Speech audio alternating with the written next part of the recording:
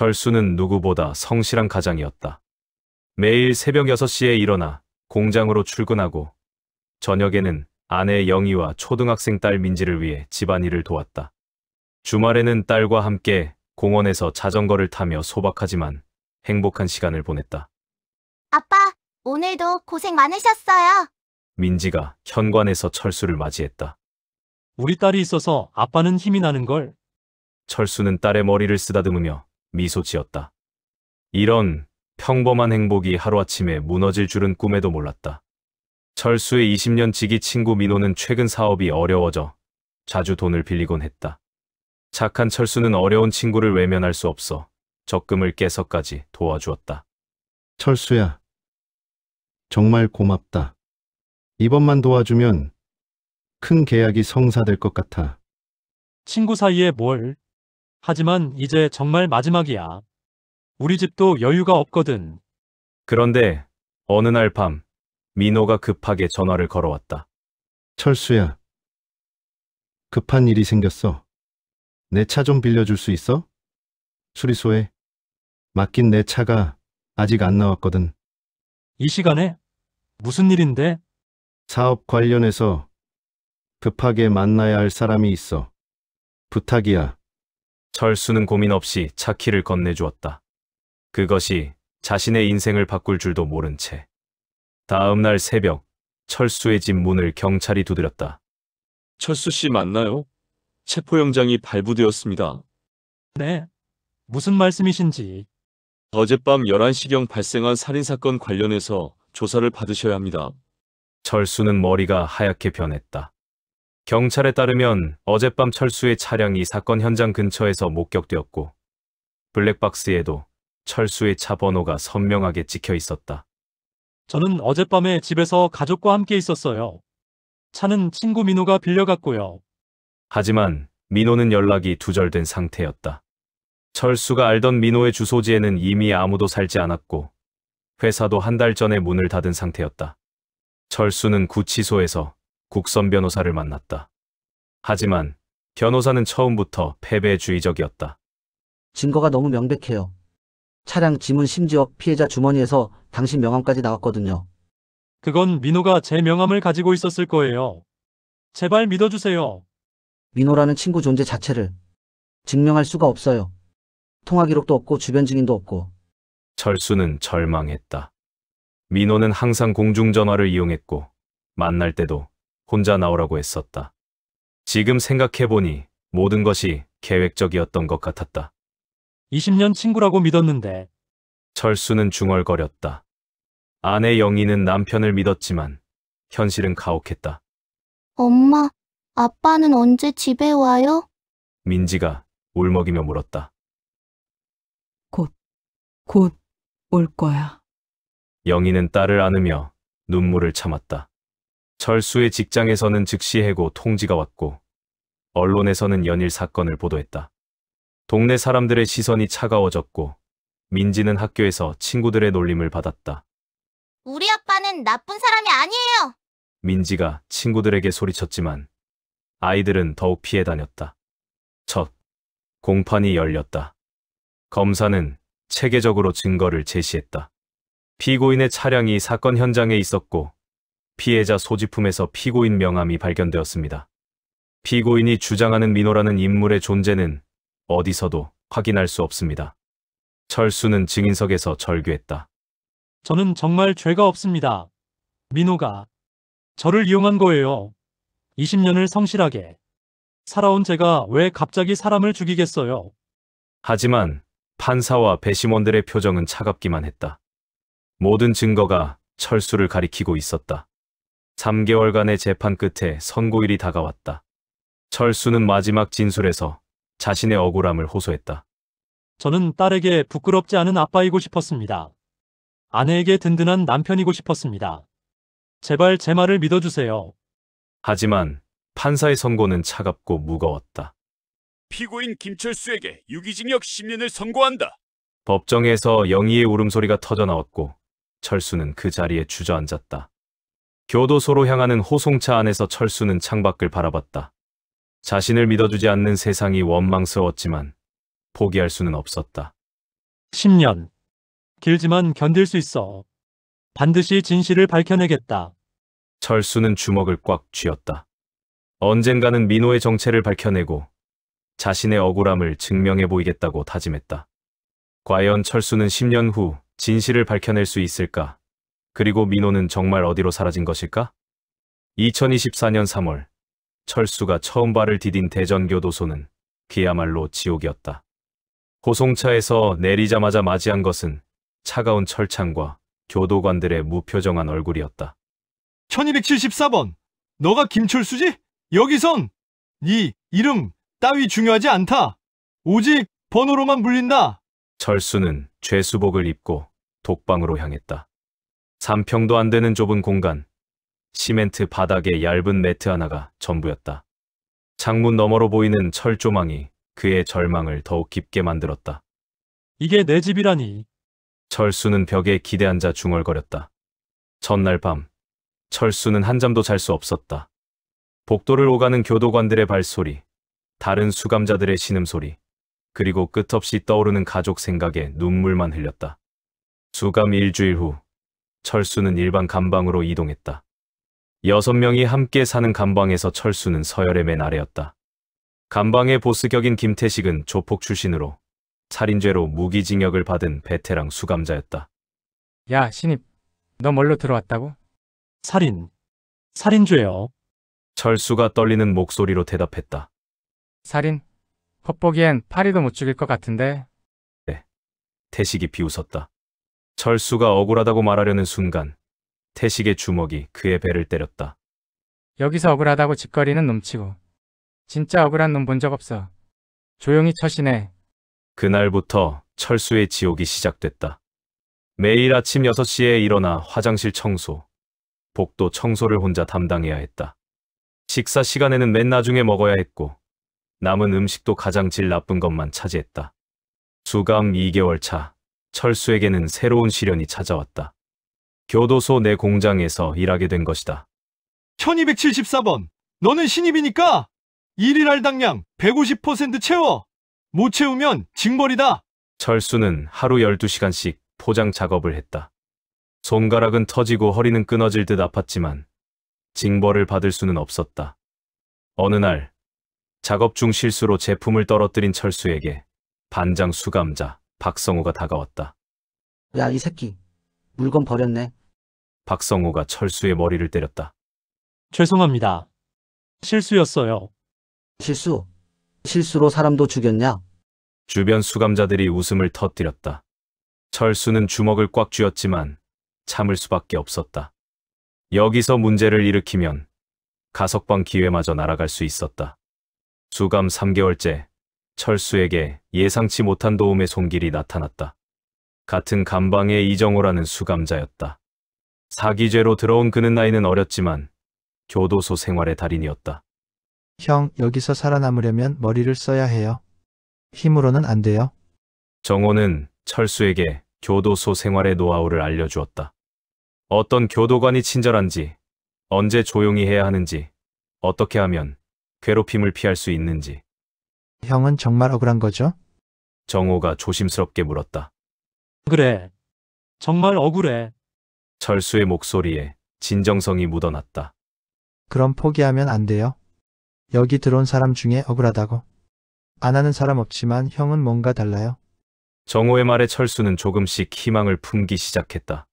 수감 6개월 후 철수에게 뜻밖의 기회가 찾아왔다. 교도소 도서관에서 일하게 된 것이다. 태식의 추천이었는데 그도 나름 철수의 성실함을 인정했던 것 같았다. 도서관에서 일하던 어느 날 철수는 오래된 신문을 정리하다가 흥미로운 기사를 발견했다. 부동산 사기 일당 검거. 주모자 민모 씨 해외 도피. 기사를 자세히 읽어보니 민호와 비슷한 수법으로 사기를 치던 일당이 있었다는 것이었다. 더욱 놀라운 것은 그들이 범죄에 무고한 사람들을 이용했다는 점이었다. 이거다. 철수의 심장이 뛰기 시작했다. 그날 밤 철수는 정호에게 이 사실을 알렸다. 형, 이거 정말 중요한 단서일 수 있어요. 혹시 이민호라는 사람이 그 일당과 연결되어 있을지도 몰라요. 신문 기사를 본 후 철수는 완전히 달라졌다. 더 이상 단순히 시간을 보내는 것이 아니라 체계적으로 자신의 사건을 분석하기 시작했다. 도서관에서 법률 서적을 읽으며 자신의 사건을 재검토했고 정호와 함께 민호의 행적에 대해 분석했다. 민호는 항상 현금만 받았어. 통장 계좌도 알려준 적이 없고. 그럼 처음부터 신원을 숨길 생각이었던 거네요. 철수는 매일 일기를 쓰며 민호와의 모든 만남을 기록했다. 작은 단서라도 놓치지 않으려고 노력했다. 한편 아내 영희로부터 온 편지에서는 외부에서도 진실을 찾기 위해 노력하고 있다는 소식이 전해졌다. 여보, 민호에 대해 알아보고 있어요. 분명 단서가 있을 거예요. 포기하지 말아요. 교도소 생활 8개월 차, 철수는 이제 어느 정도 적응했다. 더 이상 태식이나 다른 수감자들의 괴롭힘을 받지 않았다. 묵묵히 자신의 일을 하며 문제를 일으키지 않는 철수를 인정하게 된 것이다. 하지만 여전히 매일은 힘겨웠다. 면회 시간에 울며 오는 딸 민지를 보면 마음이 찢어졌다. 아빠, 언제 집에 와요? 친구들이 아빠 욕해요. 미안해 민지야. 아빠가 꼭 억울함을 풀어서 집에 갈게. 철수는 딸에게 약속했다. 그리고 그 약속을 지키기 위해서라도 포기할 수 없었다. 수감 1년이 다가오는 시점, 철수는 확신했다. 민호는 분명 조직적인 범죄 집단의 일원이었고 자신은 그들의 완전 범죄를 위한 희생양이었다는 것을. 정호야, 나는 반드시 나갈 거야. 그리고 진짜 범인을 잡을 거야. 형이라면 할 수 있어요? 형은 다른 사람들과 달라요? 교도소 안에서 철수는 새로운 인간으로 변화하고 있었다. 더 이상 순진한 가장이 아니라 진실을 찾기 위해서라면 무엇이든 할 수 있는 강인한 남자로. 그리고 외부에서는 진짜 범인의 단서들이 서서히 모습을 드러내기 시작했다. 2034년 3월 15일 오전 8시 대전교도소 정문이 철수 앞에서 열렸다. 10년이라는 긴 시간 동안 그토록 그리워했던 자유였지만 막상 나와보니 세상은 낯설기만 했다. 1274번 김철수, 출소 처리 완료! 교도관의 차가운 목소리와 함께 철수는 10년 전 입소할 때 가져왔던 낡은 가방 하나를 받아들었다. 그 안에는 발행 가족 사진과 몇 푼의 돈이 전부였다. 교도소 앞에서 철수를 마중 나온 사람은 아무도 없었다. 예전 같으면 아내와 딸이 기다리고 있었을 텐데. 10년. 정말 긴 시간이었구나. 거리는 완전히 달라져 있었다. 전기차들이 다니고 사람들은 모두 스마트폰에 얼굴을 묻고 있었다. 철수는 마치 다른 세상에 떨어진 기분이었다. 철수는 예전 집 주소로 향했다. 하지만 그곳에 서 있는 건 10년 전과는 전혀 다른 고층 아파트였다. 재건축이 되었던 것이다. 아저씨, 여기 예전에 김영희라는 분 살았는데 혹시 아세요? 관리사무소 직원이 고개를 저었다. 재건축하면서 다들 이사 가셨어요. 7년 전 일이니까 기억도 잘 안 나고요. 철수는 발품을 팔아 영희의 소재를 찾았다. 동사무소, 우체국, 심지어 예전 민지 학교까지 찾아갔다. 마침내 한 이웃에게서 실마리를 얻었다.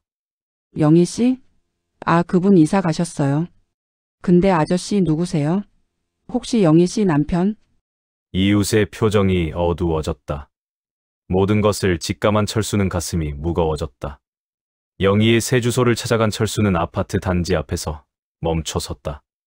놀이터에서 한 여자가 아이와 함께 놀고 있었다. 영희였다. 영희야. 철수의 목소리에 영희가 고개를 돌렸다. 순간 그녀의 얼굴이 창백해졌다. 철수 오빠. 영희야, 나야. 보고 싶었어. 하지만 영희는 아이를 안고 뒷걸음질 쳤다. 오빠. 왜 여기까지 왔어요? 당연히 와야지. 우리 가족인데. 가족이라니. 영희의 목소리가 떨렸다. 오빠. 이미 7년이 지났어요. 저는 이제 다른 가정이 있어요. 그때 한 남자가 다가왔다. 여보, 무슨 일이야? 남자가 영희와 아이를 감쌌다. 아무것도 아니에요. 들어가요. 영희는 철수를 마지막으로 한번 바라보며 말했다. 오빠. 제발. 우리를 찾지 마세요. 저희는 이제 평범하게 살고 있어요. 철수는 민지를 찾기 위해 대학가를 헤맸다. 영희에게서 들은 대학 이름을 찾아가 며칠간 기다렸다. 드디어 민지를 발견했을 때 철수는 숨이 멎을 뻔했다. 20살이 된 딸은 아름다운 여성으로 성장해 있었다. 민지야. 민지가 돌아봤다. 하지만 그녀의 눈에는 반가움이 아닌 놀라움과 두려움이 가득했다. 아! 아빠! 민지야, 아빠야. 정말 보고 싶었어. 철수가 다가가려 하자 민지는 친구들에게 먼저 가라고 손짓했다. 아빠! 왜 나한테 왔어요? 민지야, 아빠는 억울하게 감옥에 들어간 거야. 이제 진실을 밝힐 거야. 그만해요! 민지가 갑자기 소리쳤다. 10년 동안 저 엄마가 얼마나 힘들었는지 알아요? 민지의 눈에서 눈물이 흘렀다. 학교에서 친구들이 뭐라고 했는지 알아요? 살인자 딸이라고 했어요. 저는 이름도 바꿨어요. 이제 김민지가 아니라 박민지예요. 민지야. 제발 우리 앞에 나타나지 마세요. 저는 더 이상 아빠의 딸이 아니에요. 민지는 달려갔다. 철수는 그 자리에서 무너져 앉았다.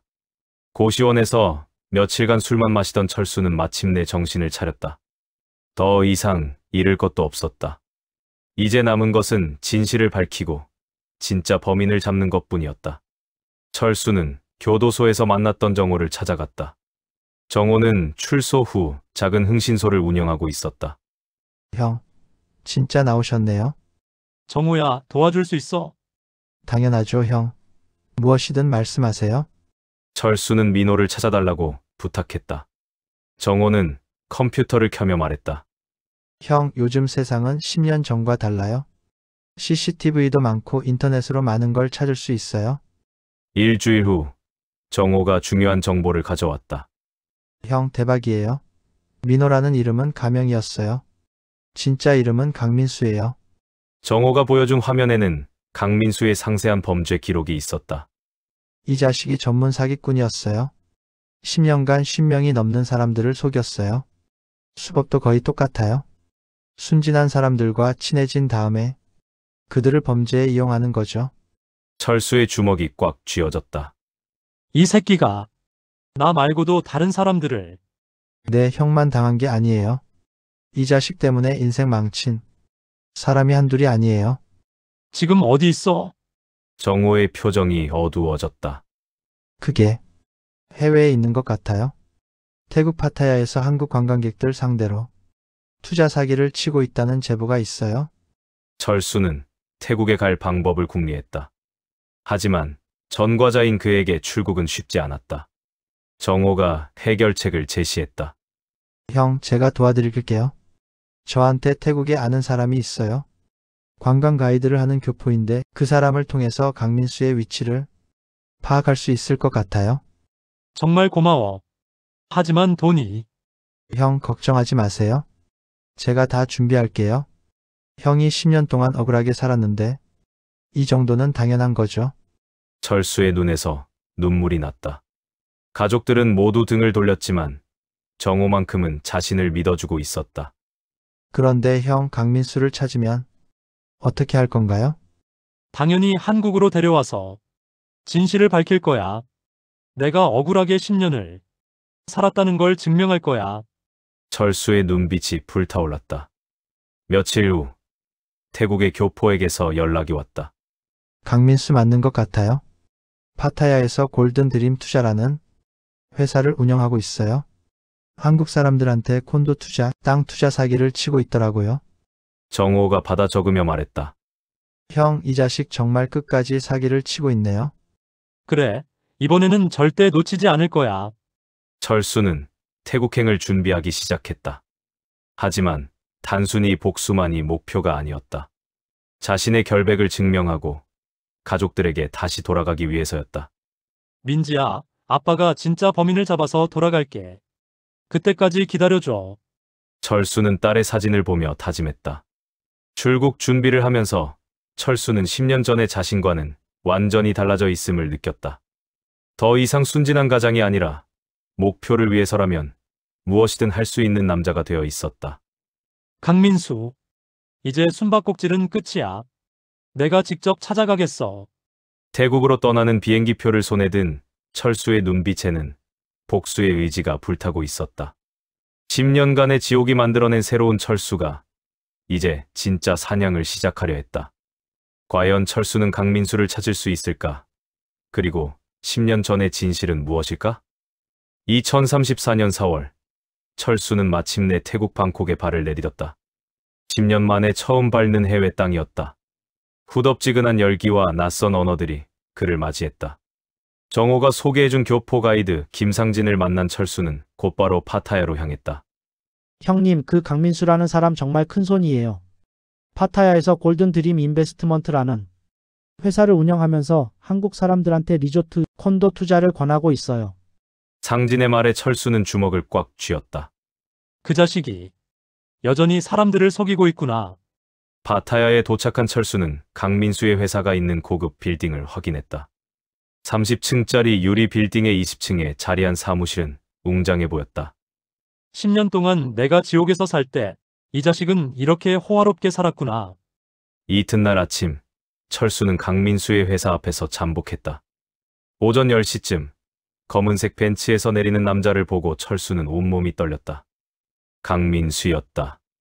하지만 10년 전의 그 초라한 모습은 온데간데 없었다.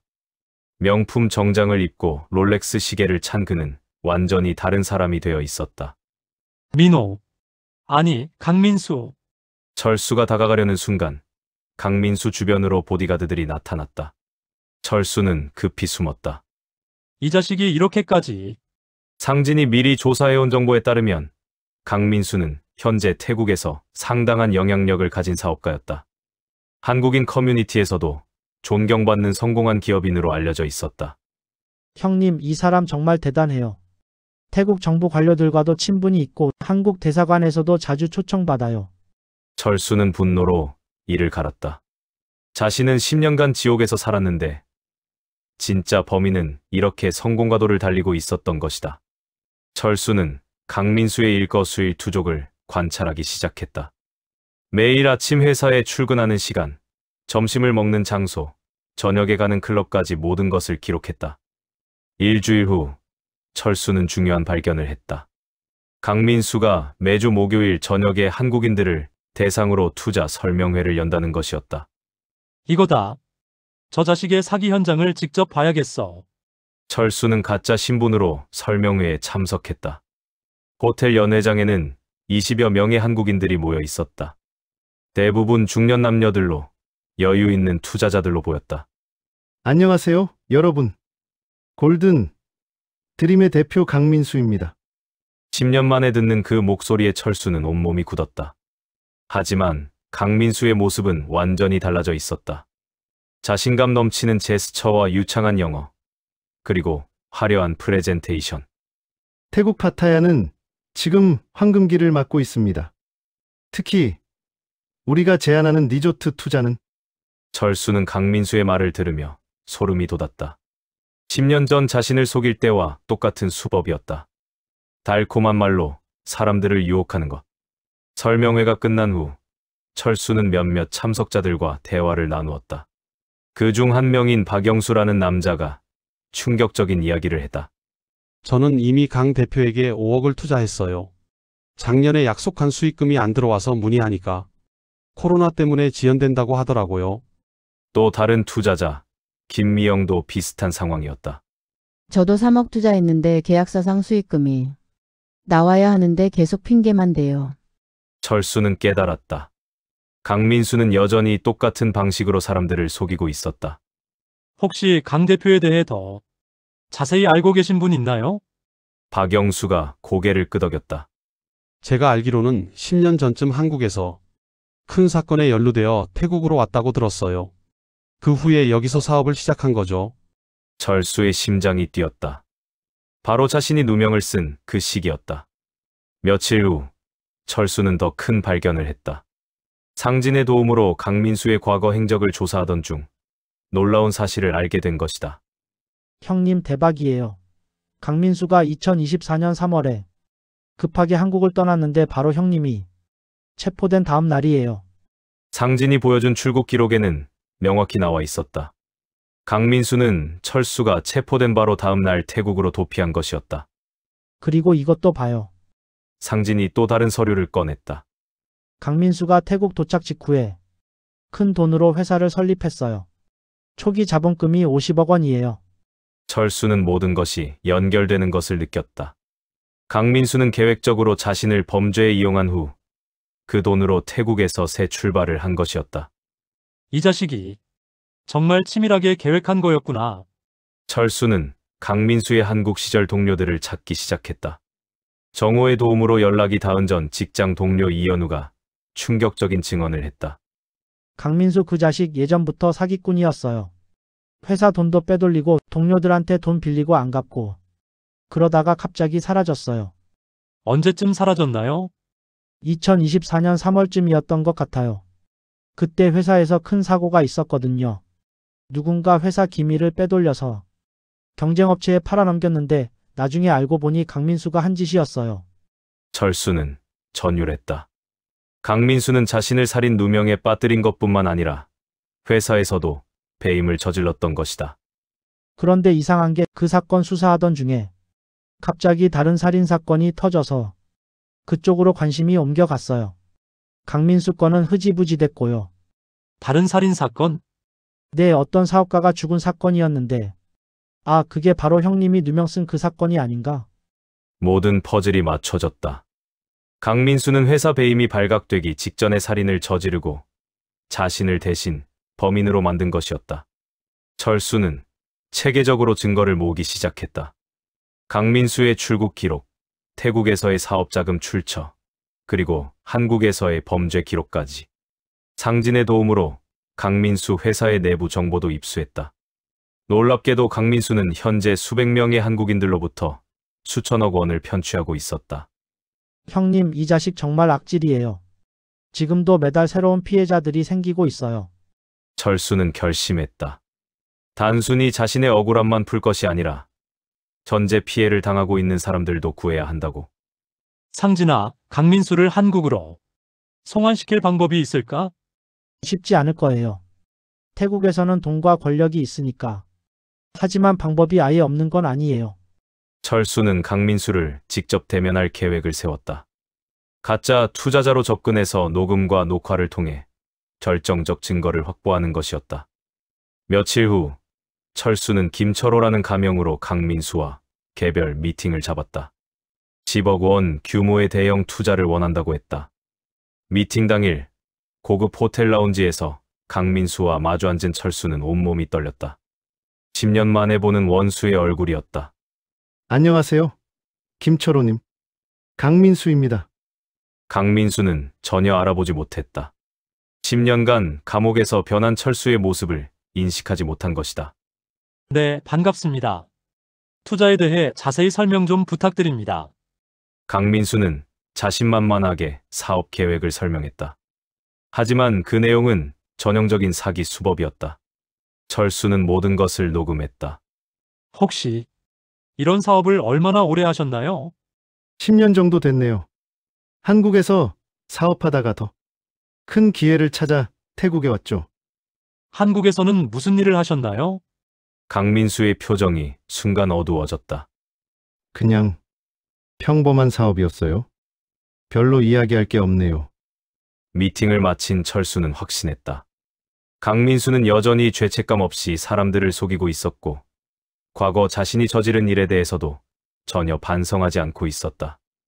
호텔방으로 돌아온 철수는 수집한 모든 증거를 정리했다. 이제 본격적인 복수를 시작할 시간이었다. 강민수, 10년 동안 편하게 살았지? 이제 네가 지옥을 맛볼 차례야. 철수의 눈에는 복수의 불꽃이 타오르고 있었다. 더 이상 순진한 피해자가 아닌 치밀한 사냥꾼이 된 철수의 진짜 복수가 시작되려 하고 있었다. 과연 철수는 강민수를 무너뜨릴 수 있을까? 그리고 10년간 숨겨진 진실이 마침내 드러날 수 있을까? 2034년 5월 15일, 철수는 마침내 복수의 날을 맞이했다. 한 달간의 치밀한 준비 끝에 강민수를 완전히 무너뜨릴 계획이 완성됐다. 철수는 강민수에게 거액 투자자 모임을 제안했다. 한국에서 온 부유한 투자자들이 100억 규모의 투자를 원한다고 거짓말했다. 정말 큰 기회네요. 김철호님. 언제 만날 수 있을까요? 강민수의 목소리에는 흥분이 묻어 있었다. 탐욕이 그를 눈멀게 만들고 있었다. 내일 저녁 7시 파타야 힐튼 호텔 스위트룸에서 만나죠. 투자자분들이 프라이버시를 중요하게 생각하셔서요. 모든 것이 완벽했다. 상진이 준비한 가짜 투자자들, 몰래카메라, 녹음 장비까지. 이번에는 절대 놓치지 않을 것이다.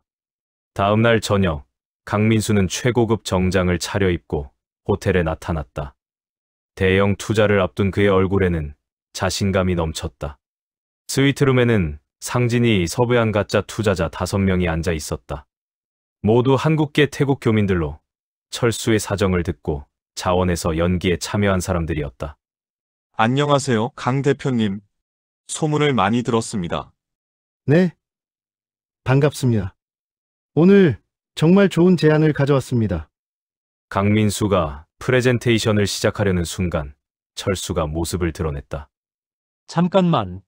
강민수가 고개를 돌렸다. 그 순간 그의 얼굴이 하얗게 변했다. 임철수? 오랜만이다, 민호야. 아니, 강민수라고 해야겠네. 강민수는 벌떡 일어나려 했지만 이미 출입구는 상진의 동료들이 막고 있었다. 어떻게 여기까지? 10년이야. 10년 동안 네가 무엇을 했는지 다 알아냈어. 철수는 준비해온 서류 뭉치를 테이블에 던졌다. 강민수의 출국 기록, 범죄 기록, 그리고 현재 태국에서 벌이고 있는 사기의 모든 증거였다. 철수야, 이건 오해야. 나는 정말... 오해? 철수가 냉소했다. 그럼 2024년 3월 16일 밤 네가 내 차를 빌려간 게 오해야? 피해자 주머니에서 내 명함이 나온 것도 오해야? 강민수의 얼굴에서 마지막 연기마저 사라졌다. 너 어떻게 알았어? 10년 동안 매일매일 생각했거든. 너의 모든 행동을, 모든 말을. 그러다 보니 퍼즐이 맞춰지더라. 철수는 녹음기를 켰다. 이제 진실을 말해. 10년 전 그날 밤 무슨 일이 있었는지. 강민수는 한참 동안 침묵했다. 그러다 갑자기 웃기 시작했다. 정말 끈질기네. 10년 만에 여기까지 쫓아올 줄은 몰랐어. 웃을 상황이 아니야. 왜 웃을 상황이 아니야? 너 때문에 내가 얼마나 편해졌는지 알아? 10년 동안 아무 걱정 없이 살 수 있었어. 강민수의 진짜 모습이 드러나기 시작했다. 그래. 인정한다. 내가 그 사업가를 죽였어. 그 자식이 내 사기를 알아차리고 신고하려고 했거든. 가짜 투자자들이 숨을 죽였다. 드디어 진범의 자백이 시작된 것이다. 하지만 너 덕분에 완전 범죄가 됐어. 네 차를 쓰고 네 명함을 현장에 떨어뜨리고. 정말 고마워, 철수야. 철수의 주먹이 떨렸다. 왜 나를 선택했어? 간단해.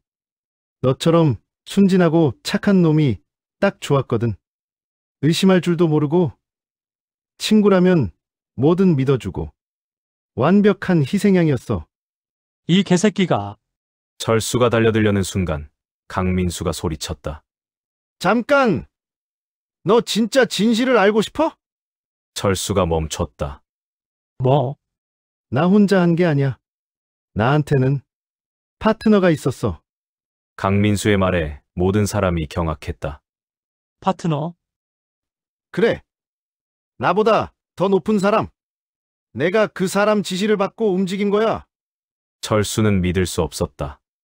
무슨 소리야? 너 재판 때 판사 기억나? 김정훈 판사. 철수는 그 이름을 기억했다. 자신에게 10년형을 선고한 냉혹한 판사. 그 사람이 뭐? 그 사람이 내 진짜 보스야. 내가 죽인 사업가는 김정훈. 판사의 비리를 조사하고 있었어. 그래서 제거 명령이 떨어진 거야. 방 안이 조용해졌다. 김정훈 판사는 10년 전부터 부동산 로비를 받아왔어. 그 사업가가 그 증거를 잡고 있었고, 그래서 없애야 했던 거지. 철수는 머리가 어지러웠다. 그럼 내 재판도 당연히 조작이야. 김정훈이 미리 계획한 거였어. 너를 범인으로 만들고 자신은 공정한 판사 행세를 하면서 10년형을 선고한 거지. 그럼 내 변호사도 국선 변호사 박승민? 그 사람도 한패야. 일부러 변호를 대충해서 네가 유죄가 되도록 한 거야. 철수는 온몸이 떨렸다. 10년 동안 자신을 둘러싼 모든 것이 거대한 음모였다는 것을 알게 됐다. 왜 이제 와서 이런 걸 말해? 어차피 너 혼자서 뭘 할 수 있겠어. 김정훈은 지금 대법관이야. 박승민은 대형 로펌의 대표 변호사고. 나는 여기 태국에서 안전하게 살고 있어. 강민수가 비웃었다. 너 혼자서 그들을 어떻게 상대할 건데? 꿈 깨, 철수야. 하지만 철수는 이미 모든 것을 준비해 놓았다. 네가 방금 한 말 다 녹음됐어. 그리고 철수가 휴대폰을 들어보였다. 지금 한국에 실시간으로 송출되고 있어. 정우가 모든 언론사에 동시 배포하고 있고. 강민수의 얼굴이 창백해졌다. 뭐야? 10년 전과 달라진 게 있어. 지금은 인터넷 시대거든. 네 자백이 지금 한국 전체에 퍼지고 있어. 실제로 상진이 인터넷 방송을 통해 실시간으로 중계하고 있었다. 한국의 시청자들은 실시간으로 진범의 자백을 듣고 있었다. 그리고 김정훈 판사와 박승민 변호사에 대한 증거도 이미 언론에 전달했어. 지금쯤 한국은 난리가 났을 거야. 강민수는 완전히 패닉 상태가 됐다. 미친놈아! 너 이러면 너도 끝이야! 불법 감금의 협박이야! 상관없어. 10년 동안 지옥에서 살았는데 이 정도 벌 받는 건 아무것도 아니야. 그때 호텔 밖에서 사이렌 소리가 들렸다. 태국 경찰이 온 것 같네. 네 피해자들이 집단 고발을 했거든. 강민수는 창문으로 달려갔다. 호텔 주변이 경찰차로 둘러싸여 있었다. 이럴 수가. 10년 동안 네가 여기서 벌인 사기 증거도 다 모았어. 수백 명의 피해자들이 고발장을 냈고 태국 정부도 수사에 나섰어. 강민수는 주저앉았다. 철수야. 제발. 너 때문에 내 인생이 망가졌어. 가족도 잃고 10년을 감옥에서 썩었어. 이제 네 차례야. 경찰이 문을 두드렸다. 강민수는 체포됐고 철수의 1차 복수는 성공했다. 하지만 철수는 알고 있었다. 진짜 싸움은 이제 시작이라는 것을. 한국에서는 이미 큰 파장이 일고 있었다. 김정훈 대법관과 박승민 변호사를 둘러싼 의혹이 제기되고 있었다. 정호에게서 온 문자 메시지를 읽은 철수는 미소를 지었다. 형 대박이에요. 지금 한국이 난리예요. 국정감사 요구하고 검찰이 수사 재개했어요. 하지만 그날 밤 철수는 예상치 못한 방문을 받았다. 김철수 씨? 문을 열자 정장을 입은 한국인 2명이 서 있었다. 누구십니까? 한국 대사관에서 나왔습니다. 대사님이 뵙고 싶어 하시는데요. 철수는 직감했다. 김정훈의 세력이 움직이기 시작한 것이다. 지금 한국에서 일어나는 일들 매우 심각한 상황입니다. 김철수 씨가 한국에 돌아가시면 좋겠는데요. 그들의 눈빛이 예사롭지 않았다. 혹시 거부하시면 어떤 일이 일어날지 모르겠네요. 철수는 깨달았다. 강민수는 단지 하수인이었을 뿐 진짜 적은 따로 있다는 것을. 김정훈 대법관을 중심으로 한 거대한 비리 조직이 자신을 제거하려 하고 있었다. 좋아. 한국으로 돌아가자. 철수는 결심했다. 이제 진짜 전쟁을 시작할 때가 된 것이다. 강민수를 무너뜨린 것은 단지 시작에 불과했다. 10년 전 자신을 지옥에 빠뜨린 진짜 세력과의 최종 결전이 기다리고 있었다. 김정훈, 이제 네 차례다. 태국의 밤하늘을 바라보며 철수는 더 큰 복수를 다짐했다.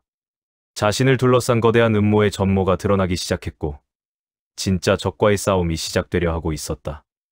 2034년 5월 20일 인천공항. 10년 만에 고국 땅을 밟은 철수를 맞이한 것은 수십 대의 카메라와 기자들이었다.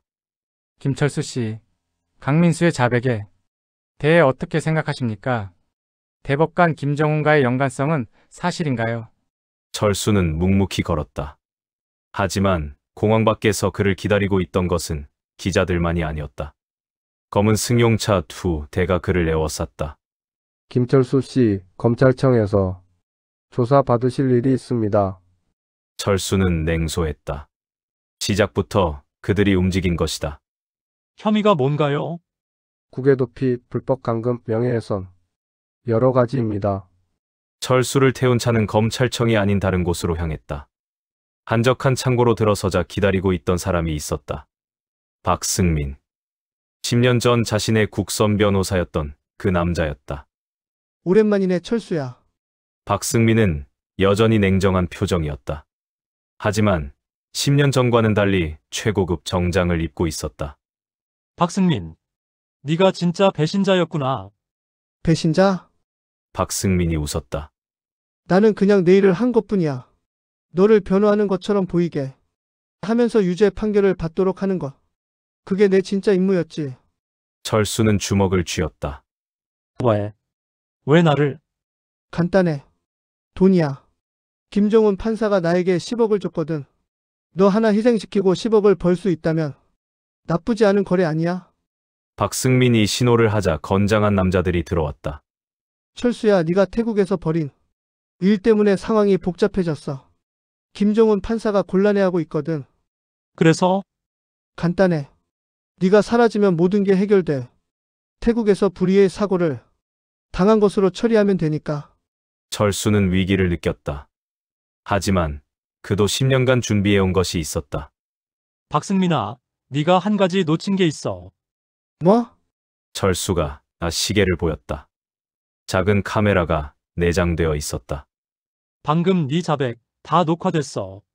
그리고 철수의 휴대폰이 울렸다. 정호였다. 형, 지금 생방송 중이에요. 시청자 50만 명이 보고 있어요. 박승민의 얼굴이 창백해졌다. 이 새끼가.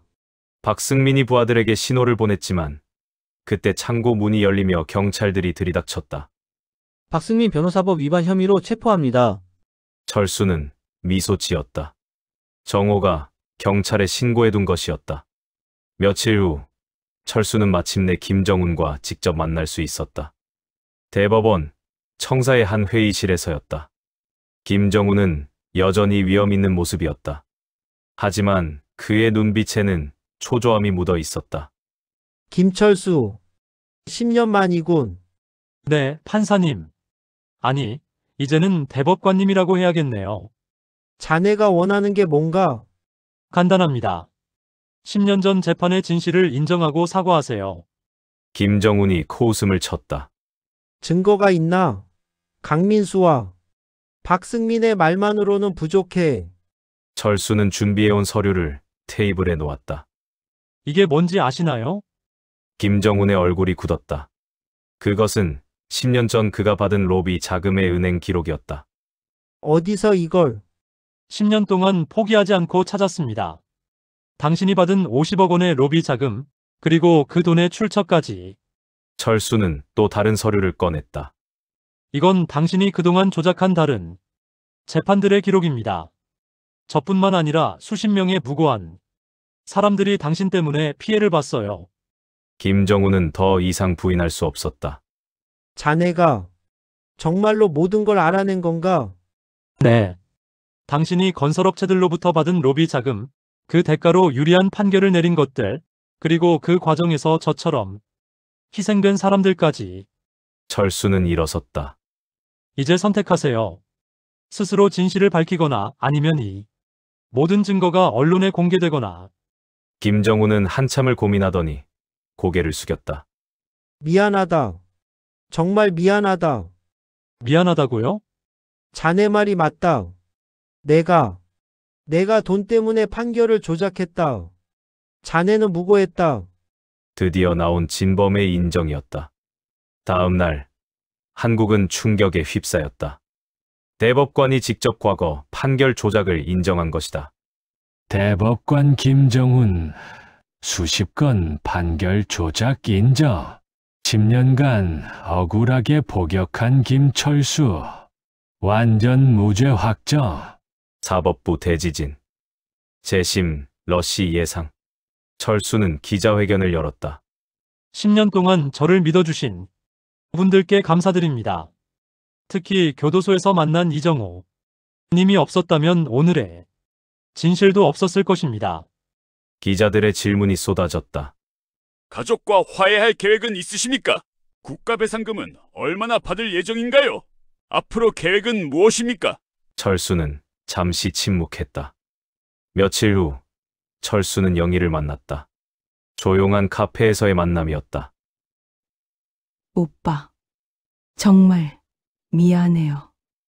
영희는 눈물을 흘렸다. 나는 정말 오빠를 믿지 못했어요. 10년 전에도, 출소했을 때도. 괜찮아, 영희야. 이해해. 아니에요. 이해받을 일이 아니에요. 나는 오빠의 아내였는데 믿어주지 못했어요. 하지만 철수는 알고 있었다. 이미 너무 많은 시간이 흘렀다는 것을. 영희야, 우리 다시 시작할 수는 없어. 오빠. 너에게는 새로운 가정이 있잖아. 민지에게도 새아빠가 있고. 이제 와서 모든 걸 되돌릴 수는 없어. 영희는 울음을 터뜨렸다. 정말 미안해요. 철수는 민지와도 만났다. 20살이 된 딸은 여전히 아버지를 어색해했다. 아빠가 정말 억울했던 거예요? 그래, 민지야. 그럼 저희가 아빠를 버린 거네요. 민지도 눈물을 흘렸다. 아빠, 정말 미안해요. 저는 아빠를 믿지 못했어요. 철수는 딸을 안아주고 싶었지만 그럴 수 없었다. 너무 많은 시간이 흘렀고 너무 많은 것이 바뀌었다. 민지야, 너를 원망하지 않는다. 네가 선택한 삶을 살아. 그게 맞아. 아빠는 이제 혼자 살 거야. 너희들이 행복하면 그걸로 충분해. 국가에서는 철수에게 100억 원의 배상금을 지급했다. 하지만 돈으로 10년의 세월과 잃어버린 가족을 되돌릴 수는 없었다. 철수는 배상금의 절반을 교도소 개선 사업에 기부했다. 나머지는 자신처럼 억울한 누명을 쓴 사람들을 돕는 재단을 만드는 데 사용했다. 정호가 재단의 운영을 도와주기로 했다. 형, 정말 가족들과 화해 안 할 거예요? 정호야, 어떤 상처는 시간이 지나도 아물지 않아. 우리는 이제 각자의 길을 가는 게 맞아. 철수는 서울을 떠나 작은 시골 마을에 집을 샀다. 거기서 조용히 살면서 억울한 사람들을 도우며 지내기로 했다. 어느 가을날 철수는 산책을 하다가 작은 공원에서 쉬고 있었다. 그때 한 아이가 다가왔다. 아저씨, 혼자 사세요? 응, 혼자 살아. 외롭지 않아요? 철수는 잠시 생각했다. 외롭긴 하지만 괜찮아. 아저씨는 진실을 찾았거든. 진실이 뭐예요? 진실은 때로는 무겁고 아픈 거야. 하지만 그래도 거짓보다는 나은 것 같아. 아이는 고개를 갸웃하더니 뛰어갔다. 철수는 하늘을 바라봤다. 10년간의 지옥 같은 시간, 복수의 성취, 그리고 가족을 잃은 슬픔. 모든 것이 복잡하게 얽혀 있었다. 5년이 흘렀다. 철수가 설립한 정의재단은 수많은 억울한 사람들을 도왔다. 강민수는 태국에서 20년형을 받았고 김정우는 한국에서 15년형을 선고받았다. 박승민도 10년형을 받고 변호사 자격을 박탈당했다. 철수는 여전히 혼자 살고 있었다. 가끔 영희와 민지에게서 안부 인사가 왔지만 만나지는 않았다. 그들에게는 그들의 삶이 있었고 자신에게는 자신의 삶이 있었다. 어느 날 철수는 정호와 함께 바닷가를 걸으며 말했다. 정호야, 나는 복수를 했지만 행복해지지는 못했어. 왜요, 형? 복수는 상처를 치료해주지 않더라.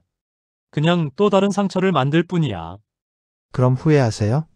철수는 고개를 저었다. 아니야. 진실을 밝힌 건 잘한 일이야. 다만 그 대가가 너무 컸을 뿐이지. 석양이 바다를 붉게 물들이고 있었다. 철수는 파도 소리를 들으며 생각했다. 진실은 밝혀졌지만 잃어버린 10년과 가족은 되돌아오지 않았다. 하지만 그래도 괜찮았다.